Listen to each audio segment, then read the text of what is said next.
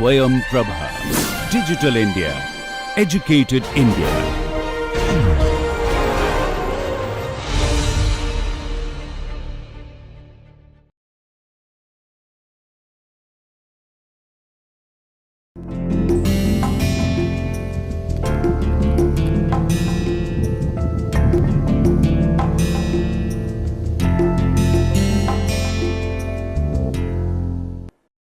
Welcome back. Let us continue the discussion on combustion and thermochemistry.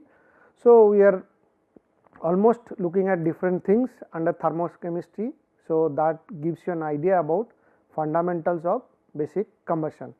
So, where we stopped, actually now looking at the Gibbs function and all these things. Now, we will continue from there and let us discuss few other things under this thermochemistry, and then we will move to the next set of discussion on kinetics.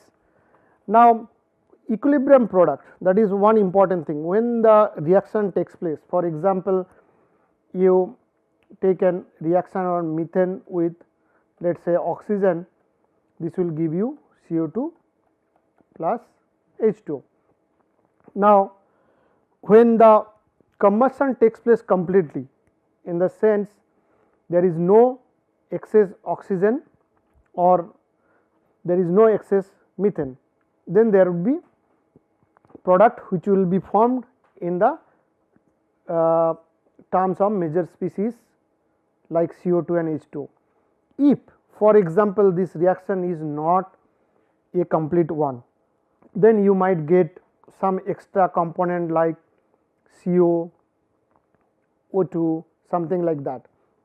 So, those are the some of the intermediate components that may remain in the combustion product. But when you talk about the equilibrium products, actually everything is complete and you can calculate the flame temperature, and which already we have discussed, and these are already detailed out in these previous equations covered in the lectures.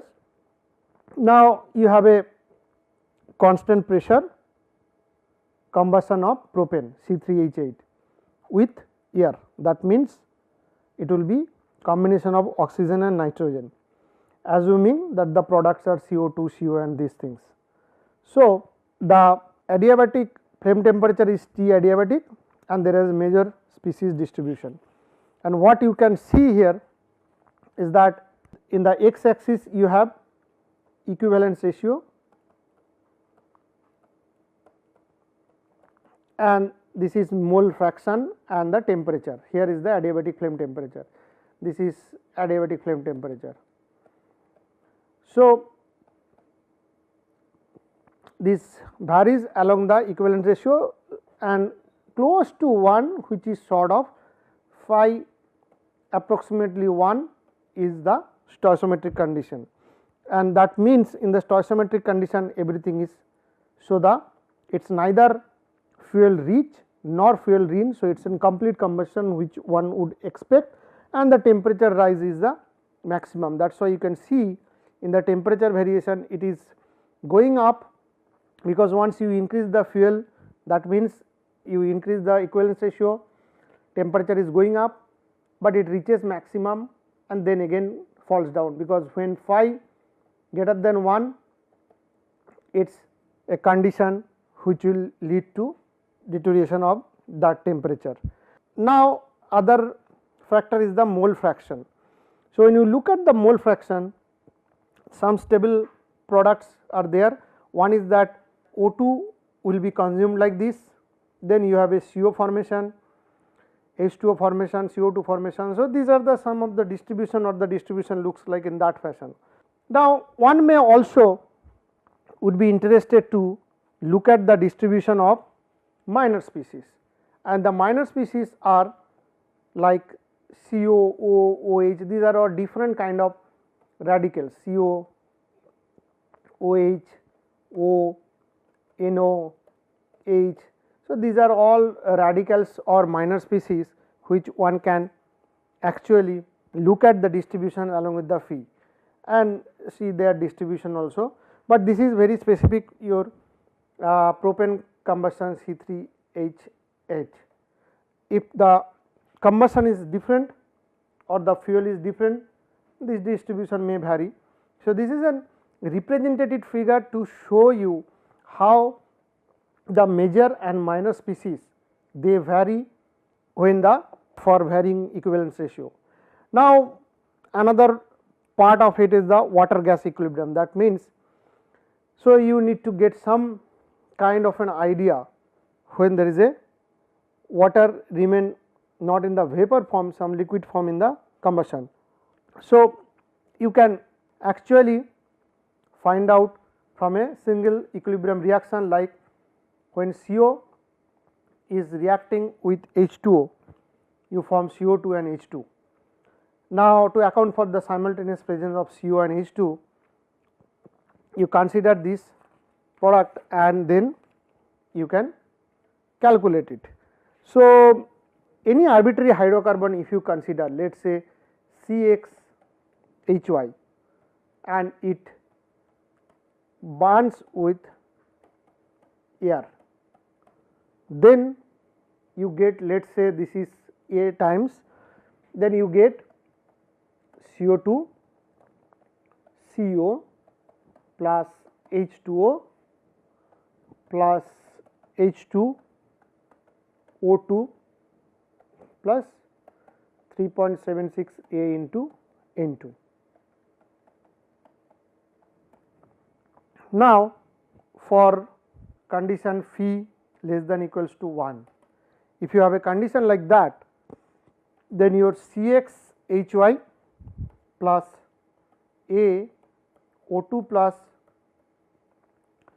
N2, this will only becomes B CO2 plus DH2O plus FO2 plus N2. So, that is what you get. So, this is your rich condition essentially, fuel rich condition. Now, another situation which could be possible is the fuel lean condition. This is lean condition, and another possibility is the rich condition, fuel rich condition. So, when there is a fuel rich condition, so that means for phi greater than 1, you expect the fuel is more. So, you do not have any product and CO would be there because fuel is more. So, air is not sufficient to burn that intermediate carbon, so, and you get H2O plus hydrogen and nitrogen. So, depending on your condition, whether it is a rich or lean, you get the different kind of products that will come. Now, A can be correlated with phi, like A is x plus y by 4 by phi. So, for a given fuel, phi is known, then one can find out the rest of the quantities. Okay. So, now we can do that calculation for condition phi less than 1, where C and E they would be all 0, B becomes x, D become y by 2, F become 1 minus phi divided by phi into x plus y by 4. So, that is your essentially 1.69. So, the total number of products, the moles of the products, total number of moles of products in total is x plus y by 2 plus x plus y by 4 divided by phi 1 minus p plus 3.76. So, that is my total information. So, we can further calculate the mole fraction, that means for x CO2 would be x by n tot, where x CO would be 0, x H2 would be y by 2 divided by n total, x H2 is 0, x O2 is 1 minus p divided by phi x plus y by 4 divided by n total, and x 3.76 x y by 4 phi into n total. So, these are the all mole fraction that one can get. Now, if you have phi greater than 1, that means it is a fuel rich condition. So, you will have no oxygen which will appear, that means F would be 0. So, to calculate the remaining constant, you can use the 3 atomic balances for C, H and O and water gas shift equilibrium. So, where Kp is partial pressure of CO2 divided by P naught, and this is B dot E C dot D. So, this already we have derived the equilibrium constant, and from there one can find out C would be x minus B, D would be 2a minus, this is an algebra one can carry out on his own and find out these coefficients, how would they look like. Now, once you combine this 1.73, that is this one and this one, you get a quadratic equation in B, and the solution is kind of you will get the. So, this is the equation that, so it is nothing but putting back all this information in this and you get this quadratic equation. So, one you get phi greater than 1 mole fraction for the product, you can estimate the total mole fraction and then rest of the mole fraction for individual element. So, you have CO2, you get CO, you get H2O and then H2, O2 would be 0 and this. So, this is how one can estimate actually the all these things, basically the equilibrium products and all these things. So, that would essentially give you an idea about your thermochemistry, and now we will go to the kinetics, because one of the important things that is required to understand is the kinetics, because kinetics is going to play an important role when you talk about all these reaction system and all these things, because every reaction system, I mean what we are looking at so far is the global kinetics like CH4 or C3H3 hydrocarbon, when it is reacting with the air or oxygen you get to see, but the in reality the reaction actually goes through multiple steps. So, that is what now we are going to look at now the kinetics part, and the kinetics part, the way we want to see how these individual reaction steps, and so that will allow you to determine the equilibrium state, chemical reactions and everything.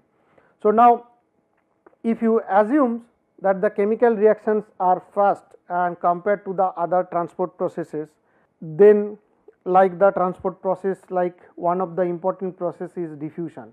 So, when there is a multiple species which are actually interacting in a system, you actually see there is a diffusion takes place, which is an important. Then you have flow field, conduction, so you can locally see these things. Now most of the combustion cases, so the chemical reaction time scale which is comparable with that of the flow and the molecular transport processes. So they are comparable, but certain cases they are not, when especially when you deal with the turbulent cases.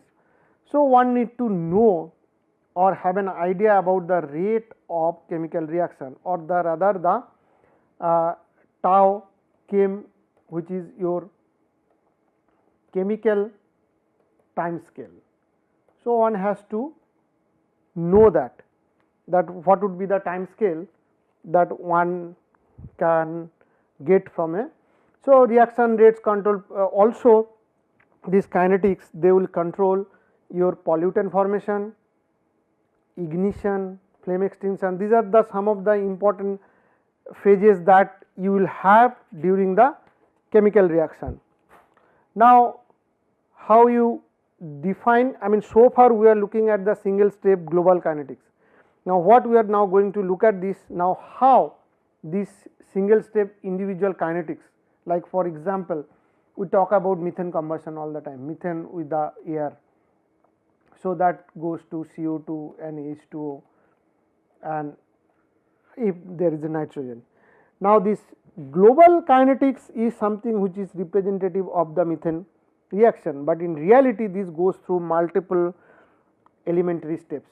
Now so important things to know about this elementary reaction, so that actually occurs in this all these processes in reality. So now once you look at this elementary reaction, now let us say example you reaction which you describe by OH with hydrogen which will form H2 and H. So this is an elementary reaction. So that means this is a part of a global reaction kinetics of hydrogen combustion. So where if you look at hydrogen with oxygen, that will form H2O.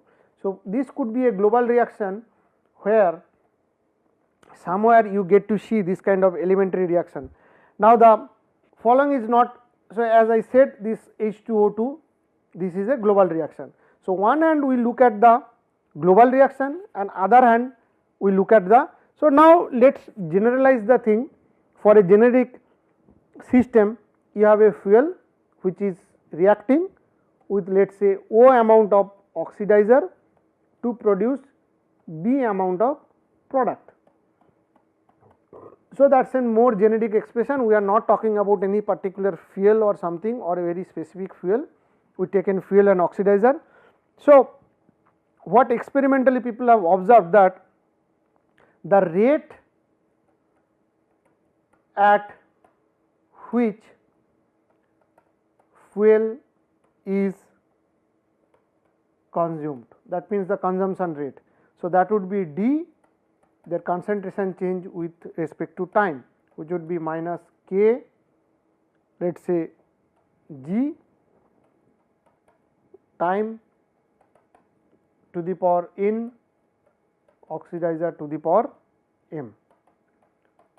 So that is what you get from this thing, where X denotes the molar concentration of X. So that means this is nothing but the molar concentration of X, and if you look at the unit, it would be kilomole per meter cube,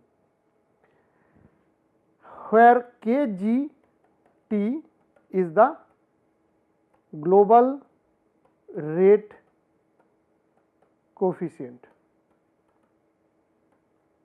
okay, and where N and M, these are the essentially they are related to the reaction order, okay. So now if you look at 2.2, so as per 2.2 it is an nth order with respect to fuel, but if you look at this is mth order with respect to oxidizer. So, the 2.2 the equation says like this, this is the consumption rate and this would be F to the power n, oxidizer to the power m. So, nth order or mth order, and overall order of reaction is m plus n. Now, m and n, how one would determine that? So, these are primarily determined from the experimental observation, and they may not be always integers. So, that is one important thing.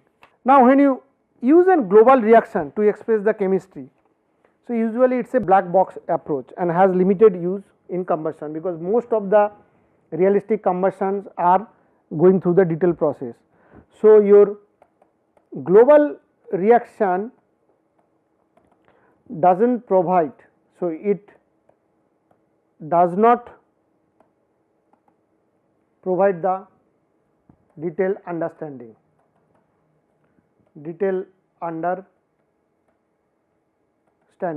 So, what it actually happening. So, let us one like an example we can see, this is a global reaction for hydrogen oxygen, where hydrogen molecule react with the oxygen to form 2H2O. So, it implies 2 mole here, 1 mole here, produce 2 mole of H2O, which is not strictly always true. In reality, there could be something different, because this is a global system, but there are lot of intermediate species which will form while this global reaction is taking place. So, these intermediate species are important, and that is why one has to look at the elementary reactions or intermediate reaction, elementary reaction steps. So, this will give an idea what are the.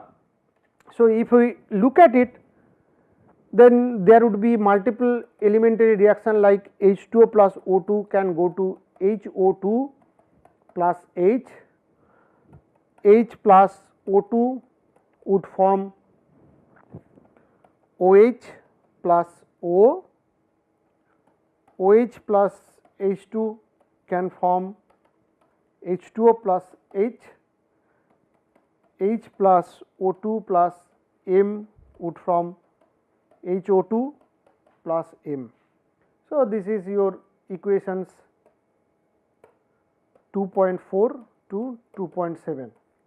So, these are the different elementary reactions where you can see there is H, HO2, O, OH, and these are forms, and finally you get HO2 and all these things. So, when you talk about all these things, there is this intermediate species or radicals, these are called the free radicals or reactive species. So, that means the intermediate radicals like what you have seen H, O, these are radicals, OH, these are free radicals, rather they are more reactive and they have unpaired electrons, and these radicals are actually quite important, because these are the free radicals which allow this reaction to propagate. So, actually to have a complete picture of the combination of this H2 and O2, more than 20 elementary reactions can be considered. Now, this is not always true that the only hydrogen and oxygen reaction can be defined with only one set of reaction kinetics. There could be multiple, because there are different mechanism. So, now the reaction mechanism, what you call it is that when you look at these elementary steps for global H2 plus O2 to H2O, this is a global reaction. So, these elementary reactions in set of these things are called the reaction mechanism. So, that is essentially required to define or describe the overall reaction. That means, a single hydrogen oxygen reaction can go through multiple elementary steps, and those elementary steps one has to consider.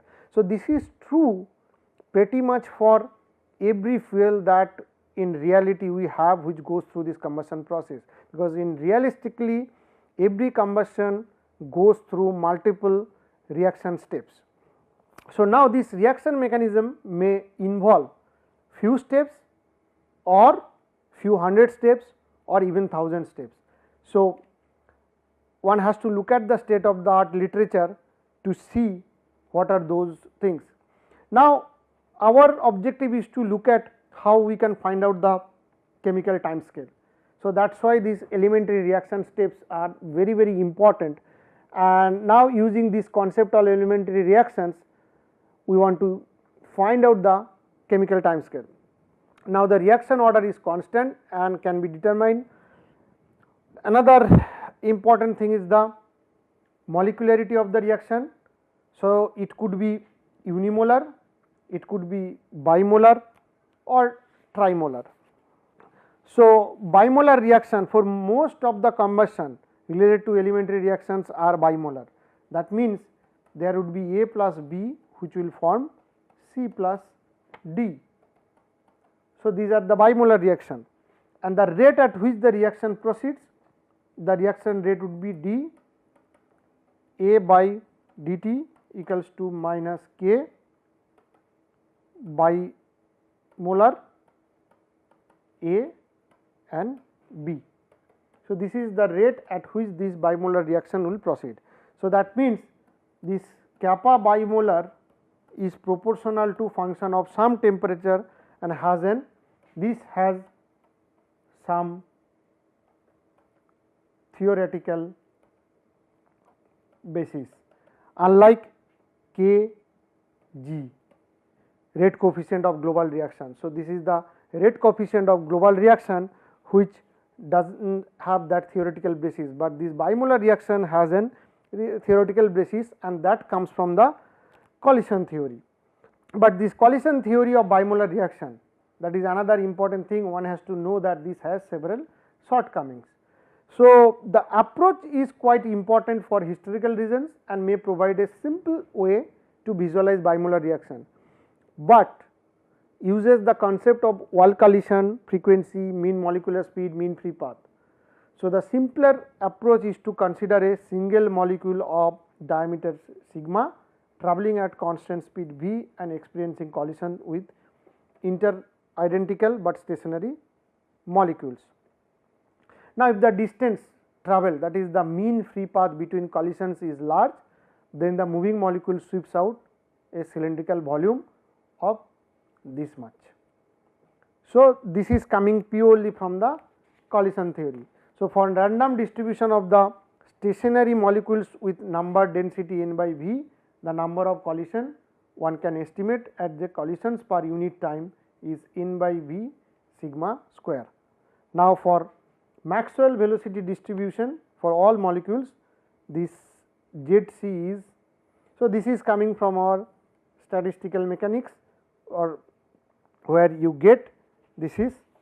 Now, when you go to that 2.11 applies the identical molecules. For different molecules, this would be sigma A plus sigma B equivalent to 2 sigma AB. So, my ZC is going to be root 2 NB by V pi sigma square AB BA, which express the frequency of collision of a single A molecule with a, but now for all A molecules one can find out that ZAB by V is nothing but AB by NB by V pi sigma square AB and VA bar square plus VB square, which is to the power half. So, that is what you get. So, I will stop here today and continue the discussion in the next lecture.